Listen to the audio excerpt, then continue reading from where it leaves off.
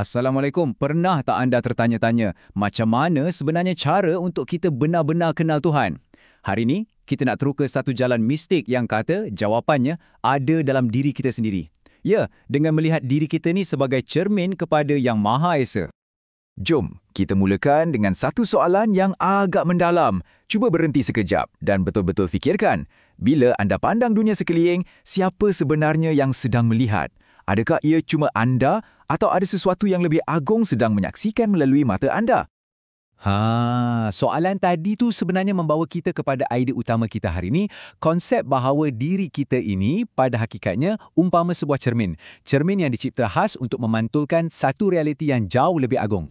Konsep teras yang kita nak selami ini dikenali sebagai makrifat. Makrifat ni bukan sekadar ilmu biasa. Ia satu perjalanan.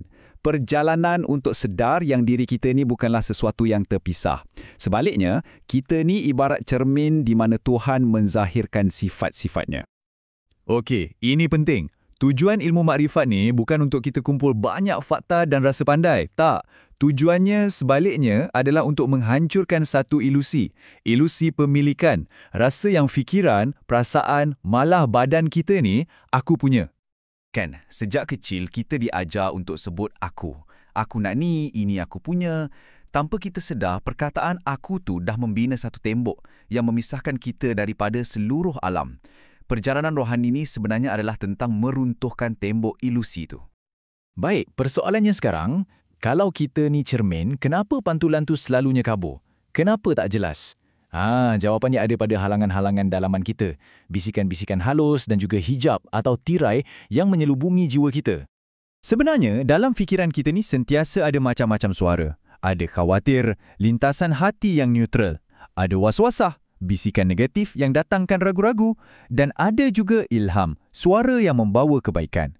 Langkah pertama untuk jernihkan cermin kita adalah belajar untuk bezakan suara-suara ni. Analogi ni sangat-sangat mendalam kan? Ia ajar kita yang semua perasaan negatif tu bermula sebagai satu percikan yang sangat kecil je. Macam secebis lintasan fikiran.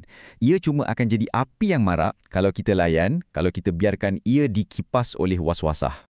Selain bisikan tadi, ada 3 hijab utama yang kotorkan cermin kita. Pertama, debu ego yang tak habis-habis kata aku. Kedua, kabus nafsu yang buat kita sentiasa kejar benda dunia. Dan ketiga, retakan keterikatan. Bila kita berpaut pada sesuatu, seolah-olah ia milik kita selamanya. Okey, kita dah tahu apa kotoran pada cermin tu. Sekarang, kita kena tahu apa yang sepatutnya terpantul padanya.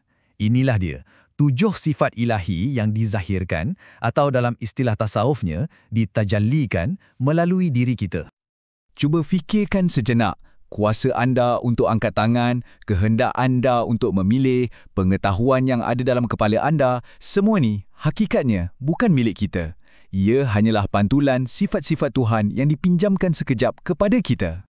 Inilah punca segala ilusi. Ego kita sentiasa mendakwa, ini kuasa aku, ini ilmu aku, tapi sebenarnya kita ni lebih macam tingkap. Tugas kita cuma untuk jadi jernih supaya cahaya sifat Tuhan boleh bersinar melaluinya. Kita bukan sumber cahaya tu. Jadi macam mana kita nak gilap cermin ni secara praktikal? Proses ni dipanggil mati maknawi.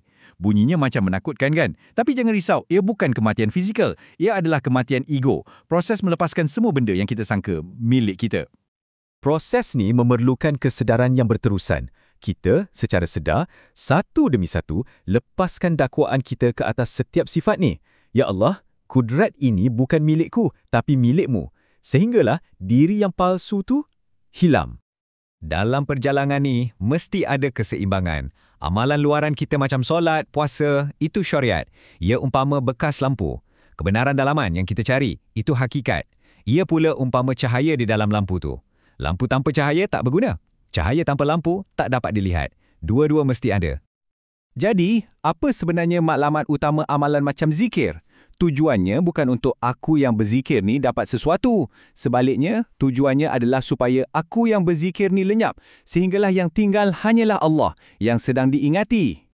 Baiklah, apa yang akan berlaku bila semua debu ego tu dah dilap bersih, bila cermin jiwa tu akhirnya jernih dan berkilat? Di sinilah pantulan yang sebenar akan tersingkap. Keadaan inilah yang dipanggil fana. Ramai orang salah faham. Fana ni bukan bermaksud kita hilang atau musnah. Tak, ia tentang menjadi begitu jernih sehingga diri yang palsu dan terpisah tu larut dan mendedahkan realiti yang sebenar. Dalam keadaan yang murni macam ni, sempadan antara yang melihat dan yang dilihat akan terpadam. Yang ada cuma satu kesedaran yang tunggal dan menyeluruh. Pengalaman ni, ia akan mengubah segalanya.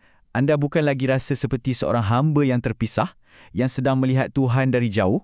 Sebaliknya, anda menjadi cermin itu sendiri, tempat di mana Tuhan menyaksikan keindahan sifat-sifatnya sendiri. Dan perjalanan penemuan diri ni, ia memuncak kepada satu rahsia yang amat mendalam, iaitu penemuan semula nama sejati anda. Ya, ada sebuah identiti yang jauh lebih dalam daripada nama yang tertulis dalam kad pengenalan kita atau yang akan terpahat di batu nisan kita nanti. Nama ni, ia bukan sekadar perkataan. Ia lebih kepada satu getaran. Identiti rohani sejati anda. Nama yang Tuhan panggil kepada roh kita sebelum kita diciptakan lagi, yang hanya bergema di alam malakut. Jadi, seluruh perjalanan menggilap cermin diri ini sebenarnya membawa kita kembali kepada satu persoalan. Adakah kita dah cukup senyap, cukup jernih di dalam untuk dapat mendengar nama sejati kita itu dipanggil sekali lagi?